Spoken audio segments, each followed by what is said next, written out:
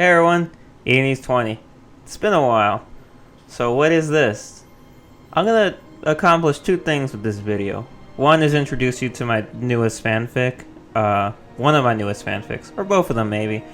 And the other is also just kind of fill in on where I've been, because when I used to write a lot, I would always be submitting chapters to fanfiction AO3, and on fanfiction I would always include author's notes telling about what I'm up to, in case people were interested. And recently, because I have not been writing anything, I haven't been able to keep up with anyone. But a lot has happened actually since I stopped writing regularly. Xenoblade 2 came and went. I got it, I think, 2 weeks after it released. Yeah, it was 2 weeks, because I actually got a job. My first job at Toys R Us, like, days before Xenoblade 2 was supposed to come out. I was supposed to start working earlier, and it lined up that when I got my first check, I'd be able to buy it, like, immediately. Like, maybe a day or two after it came out. But unfortunately, it was around the time of Black Friday and Thanksgiving that I got hired, and they just couldn't put my papers through to actually get me in on my first day. And by the time I did, there was a whole bunch of issues with my first paycheck. It wouldn't come to me. I didn't know how to get it because it was my first time at a job.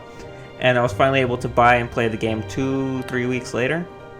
And I played the hell out of it as much as I could during December, which is actually really hard to do because I was working.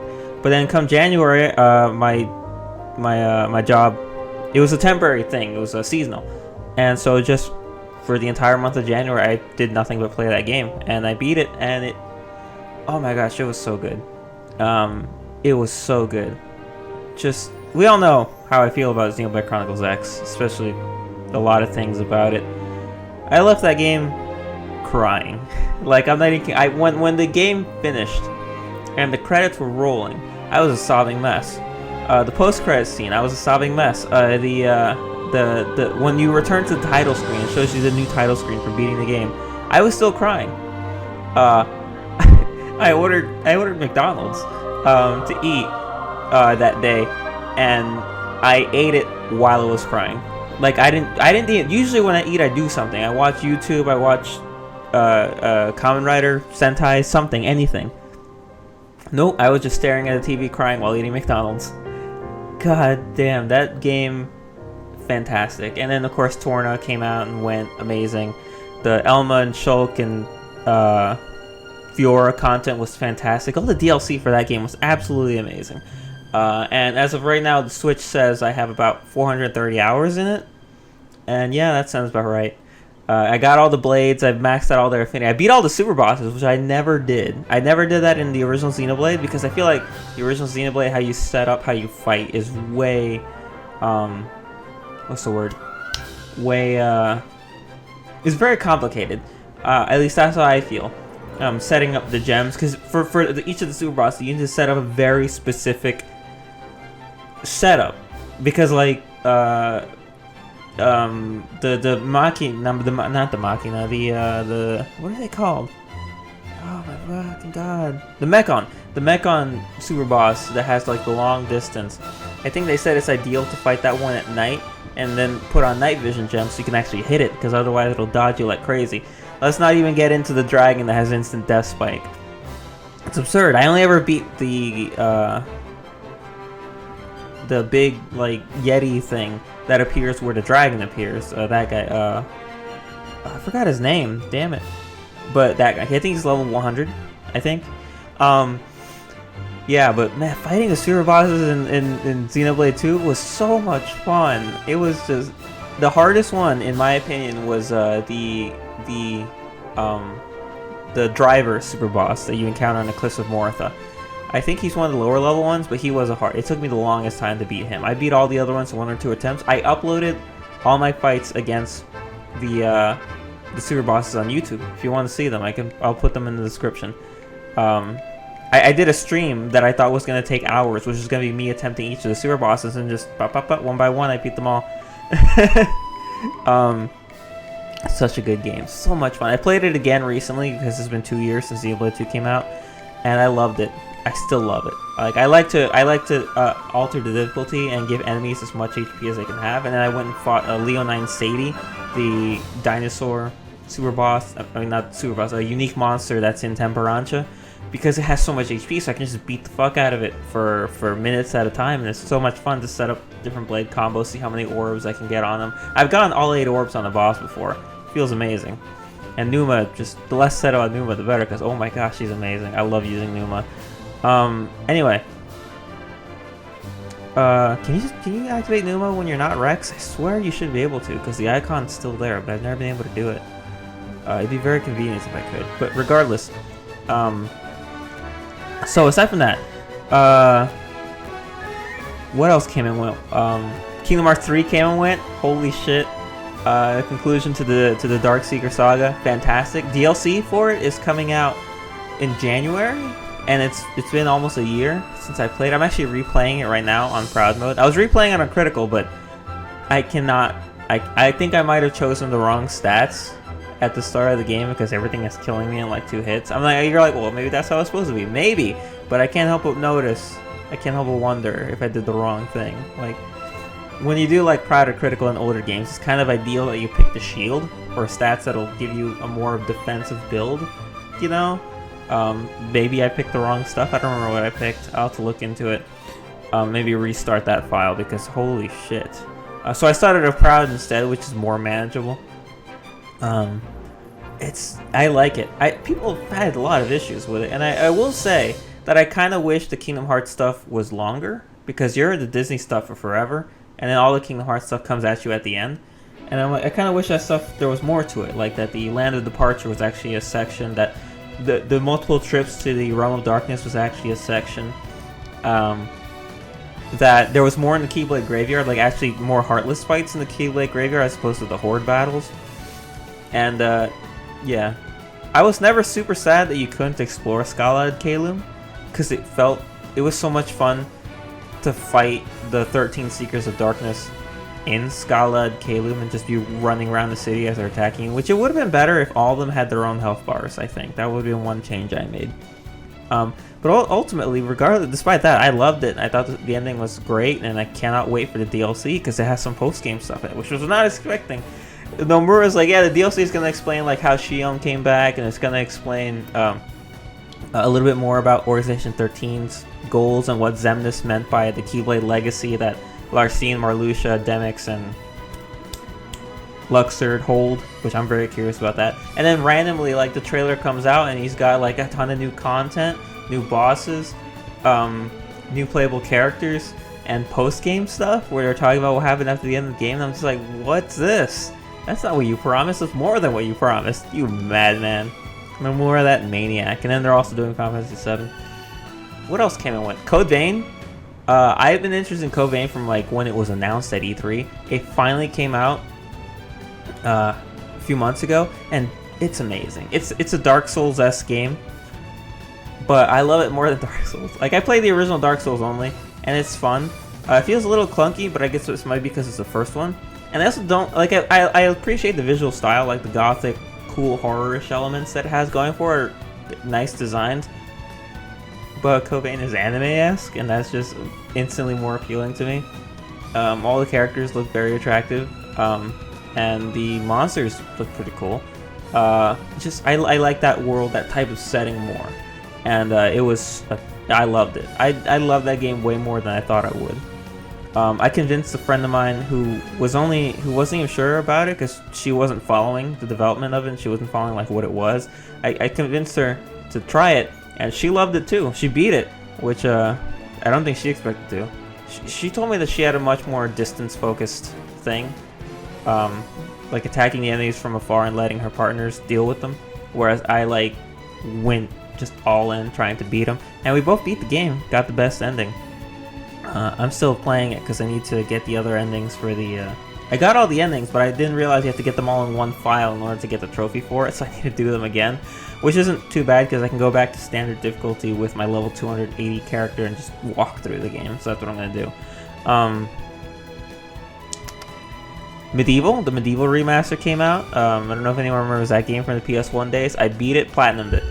Freaking, it feels like Also, Grandia came out, the Grandia HD collection. I beat Grandia 1 and Grandia 2. And good gosh, Grandia 1 is so interesting. It is so unlike any RPG released today that I think it's better than most modern RPGs, to be completely honest. I loved it. Grandia 2, on the other hand, was a lot like a modern RPG. The story was definitely a lot more modern RPG-ish, and even the characters much more modern. And I guess because it was later, and I think it was a PS1 Sega Saturn game, something like that, I don't remember. But it was released later, and it kind of followed a more notable flow of how RPGs act, character arcs and everything like that. Whereas the first Grandia was nothing at all like that. The first Grandia, saving the world was an afterthought. My whole thing in the game was, so how do I find a Lent? Where do I get to a Lent? Because Justin wants to go to a Lent, and I want to see it. And then there was a point in the game where I was playing, I'm like, wait a minute, what are we doing now? What's the point of the story? Where are we going? Are we still going to find a Lent? No, I've already been to a Lent. So then what are we doing? And I was literally frozen on the world map, being like, why is the game still going? And then I remembered, oh right, there's a giant alien life form trying to destroy the world. We should probably take care of that too. Like, it wasn't even on my radar because everything was about Justin's adventure, and then that just kind of happened around it. Wonderful games. Grandia and Medieval were games I played when I was younger, and I loved and enjoyed what I played of them, but I'd never finished them. I rented them way back in the day. And I didn't get that far in either of them. Grandia came off really tough to me, and so did Medieval. Fast forward a few years ago, I got ROMs of them to try to play them again, but I didn't like it. I don't like playing games on ROMs. It doesn't feel right. There's something about the controls don't feel exact how I remember when you're playing Link through a computer. I don't know if that happens to anyone else. So I'm like, I played a little bit of Medieval and I played a little bit of Grandia. I got farther in Grandia in the ROM than I did way back, but I was like, I don't want to keep playing like this. And then they came out on Switch and PS4 respectively. I bought them, I beat them, and it's like I made my 10, 12-year-old self. I fulfilled his dream of beating Grandia and Medieval. And I'm glad about that because it was so worth it. And the other game, I'm looking over at my shelf. I think the Cyber Sleuth games were beforehand. Really good games, by the way. If you're at all disappointed in Pokemon, because my sister, who is a giant Pokemon fan, was not looking forward to Sword and Shield. And then Nintendo was like, oh hey, we're releasing both Digimon Story games on Switch at a few days before Sword and Shield comes out. And I was like, you should get those. I think you'll be very, very much more pleased with them than Sword and Shield. So she got them, she's been playing them, she's been enjoying it. The Spyro Reignited trilogy came out. Fantastic. Platinumed all 3 games. So much fun. I'm actually playing that again too. I started a new file in it. In the first and second one. And it's cool, it has the same New Game Plus function that Spyro 2 had back on the PlayStation 1. If you 100% Ripto's Rage on any file, then all the other files get the infinite super breath, super flame.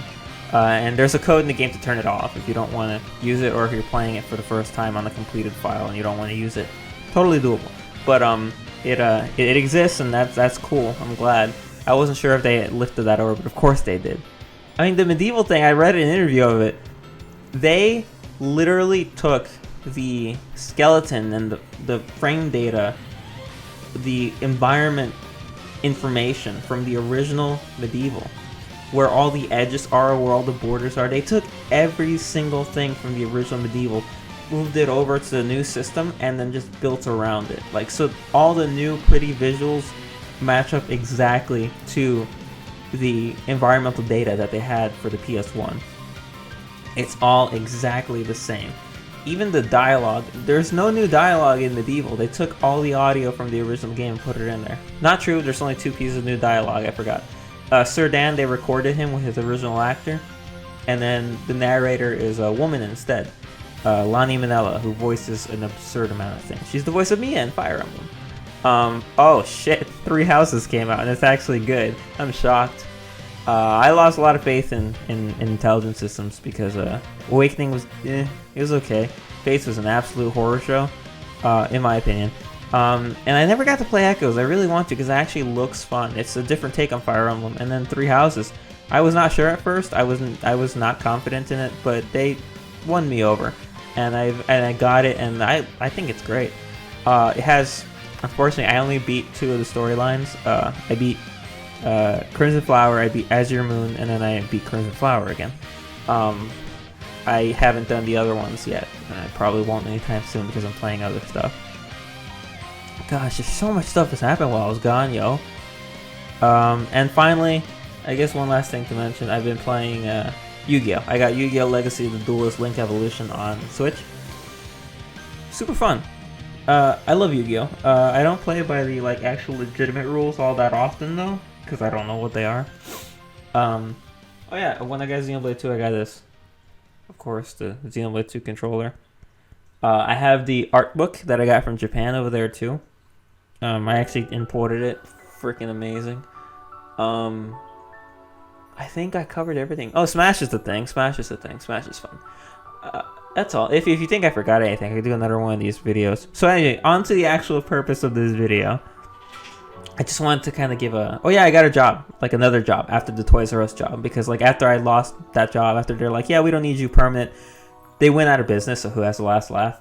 But, which, there were cool people I met, you know, so I am sad they all ran out of jobs. But Toys R Us, like working there. Wow. They were stuck in the wrong decade. Like, holy shit. Their website was terrible at handling online orders. I don't even think they had that infrastructure set up. Just there was so much more stuff on paper than you would think should be on paper in this time and day. I'm not surprised they went out of business. But I got a new job at Surf Style, a souvenir shop on the beach. I've had it for about a year and a half, maybe a little bit more than that. Holiday party tomorrow. Super fun.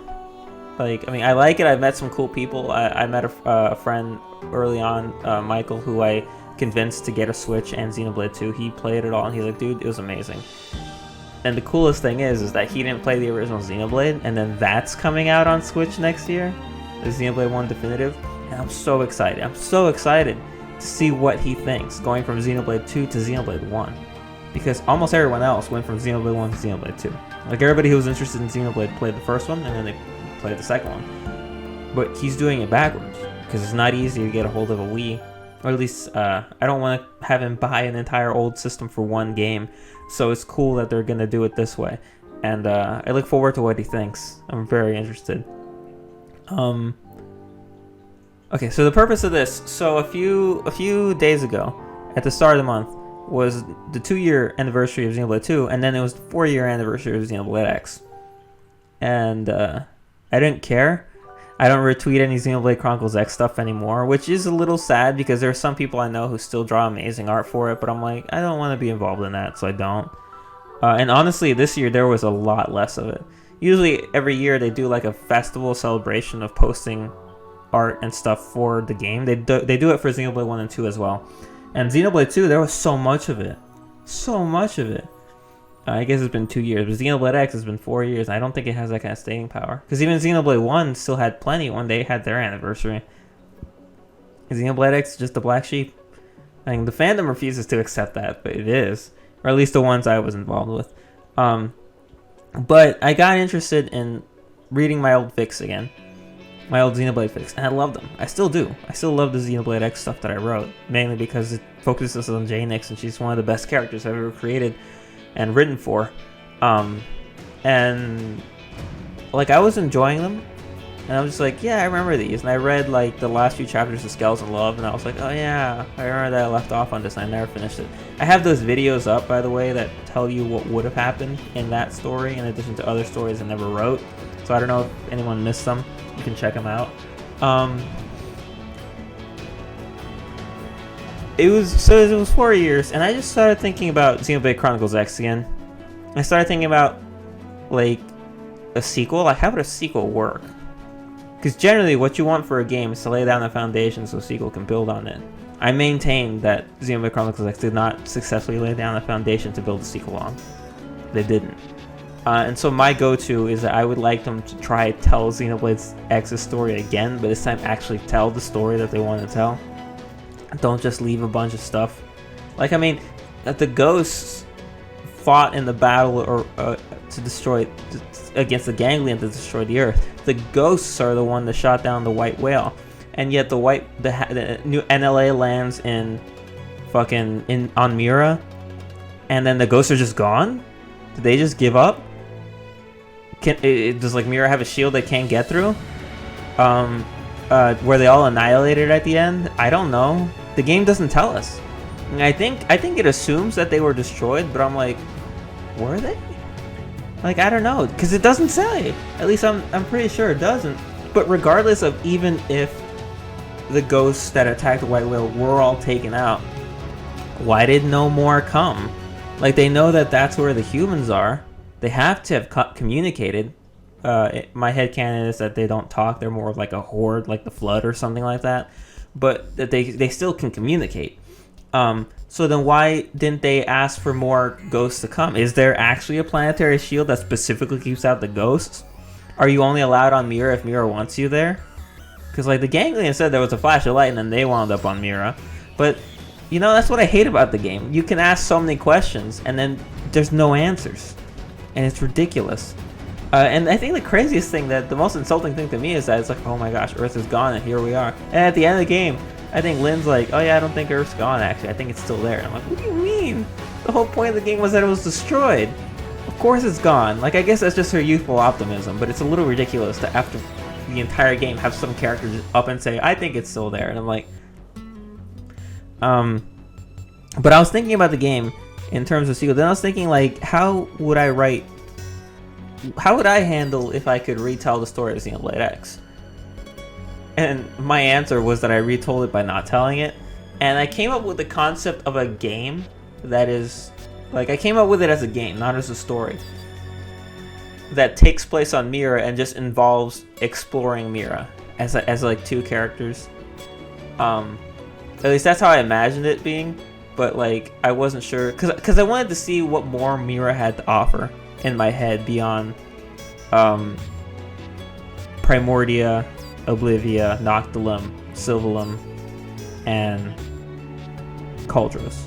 So like I wanted to see what else was there, because you can see from, I think, not just the end of the game or the beginning of the game or an art book or something, that the continents that you explore on Mira barely cover all of the planet Mira. There's more out there. So I kind of wanted to, like, if I was telling a game, I don't know, I just wanted an idea of exploring it.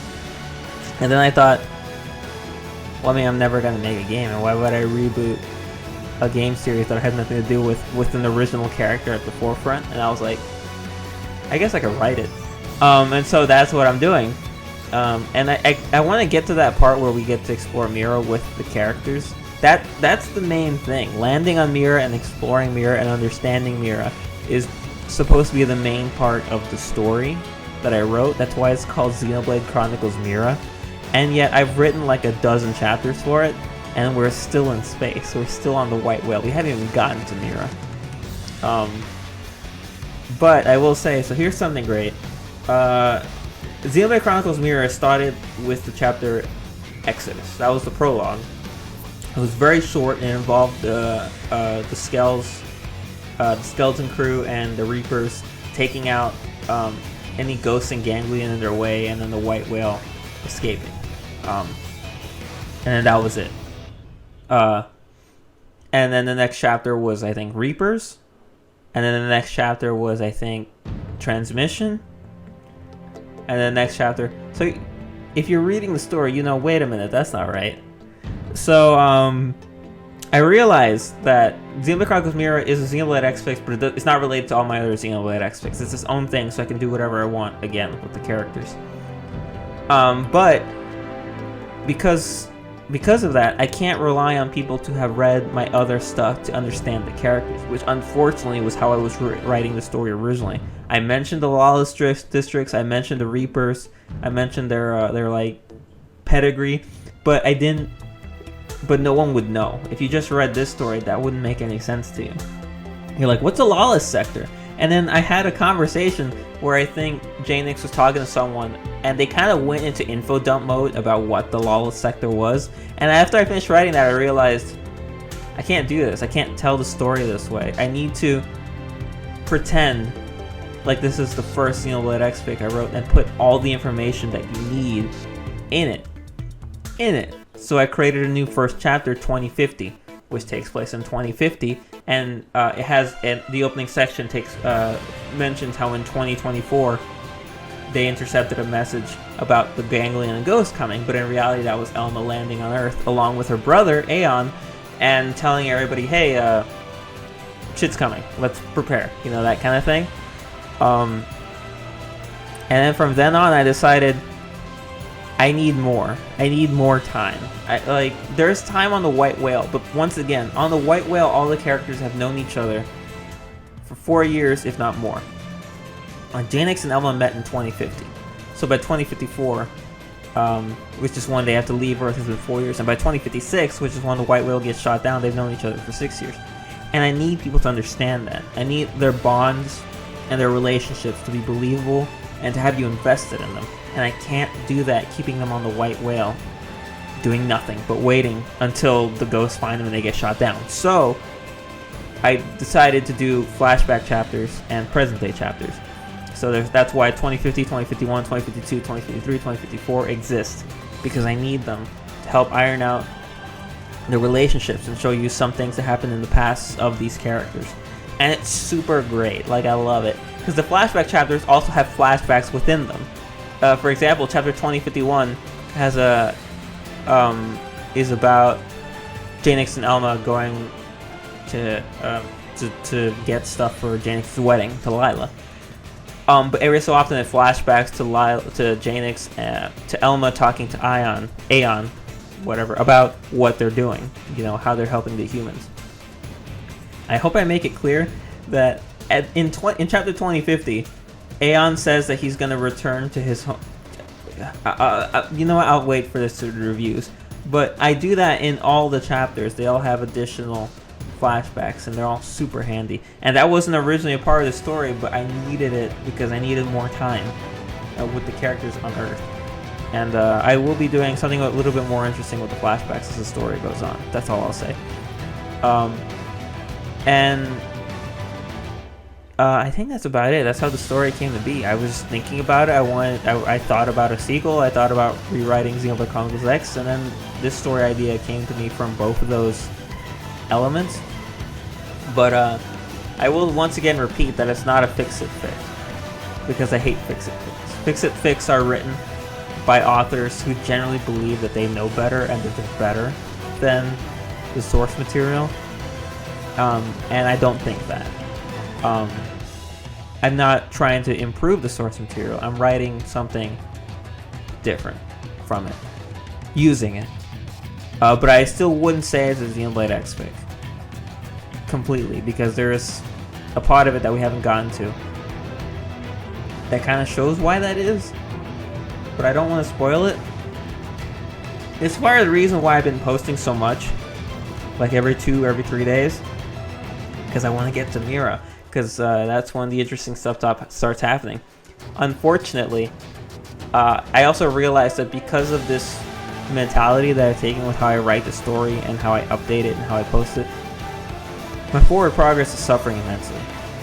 I did say I was up to chapter 12, but realistically the next chapter, chapter 7, I have not written yet. That's 2053, and I'm still working on it. I've written the story bizarrely out of order. And so because of that, I'm actually going to take some time off, maybe a week, I don't know, we'll see. But I'm going to take a longer break from updating the story, and I'm just going to write. I'm just going to see how much ground I can cover and make it to Mira, and then start writing that so that I can be more confident. Because when I write a story, it goes really quickly in the beginning, because I wrote one chapter, I reread the chapter, I write chapter 2, I reread 1 and 2, I write 3. But then it gets to the point where I write chapter 9, and then I reread chapters 1 through 8 before I write more, and then that takes too long. And because I'm submitting them, I'm always constantly changing things, and then they affect things going down the line, and I can't have that keep happening. I need to stick to one vision, and then when it comes time to post it, if I realize I contradicted something, then I change it. I can't keep changing stuff on the fly, because it's not going to work that way. So that's why I'm going to take some time off from updating the story and move forward. By comparison, Code Vein Bloodlust, the Code Vein fic I'm writing, I don't think it needs much of that, because it's a lot more simple in its approach. It's a lot more tied to its world, When I wrote the story, it was actually almost originally a novelization of the events of Code Vein, and I was not having fun writing it. And so I started skipping the actual story elements of Code Vein and telling the story with my own elements that happened within the story elements of Code Vein, and it got a million times better. So now I love writing that one. I'll probably put some time into that too during the week. Yeah. So I hope you all don't mind waiting a little bit more for another chapter. But it's something I feel I need to do, because at work yesterday I was thinking about how to write the story, and I realized that I was second guessing everything I was thinking, and I'm like, you know what? No more second guess. I'm just gonna write everything that I want to write, and then when it comes time to post it, I'll edit it and see if I actually need this or that or the other thing. Anyway, so that's the end of this video. This is like an update or re-intro, an explanation, just some stuff. So I'm bringing back reading reviews. Obviously, I have all my reviews open right now, and the next video I'm gonna read through them all, and we're gonna have a good time. I'm gonna clear up some more things about the story as we go chapter by chapter. So hope you're excited for that. And if you want to hear more from me about the story, leave reviews. I'll always read them. Okay then. So see y'all next time. Until then, hasta.